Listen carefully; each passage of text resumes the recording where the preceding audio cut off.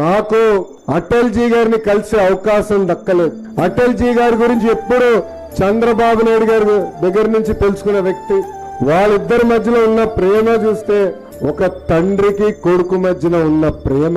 ఆనాడు ఒక ముఖ్యమంత్రిగా ఢిల్లీకి వెళ్తే కొడుకు వస్తే ఎంత సంతోషం పడతాడు ఒక తండ్రి, అలా అటల్ బిహారీ వాజ్పేయి గారు చంద్రబాబు నాయుడు గారు చూసి ఆనందపడ్డేవారు, కౌగులించుకునేవారు. ఇప్పుడు మాట్లాడుతున్న డబుల్ ఇంజిన్ సర్కార్ 1998లోనే ఆంధ్ర రాష్ట్రానికి డబుల్ ఇంజిన్ సర్కార్ ఏర్పడింది.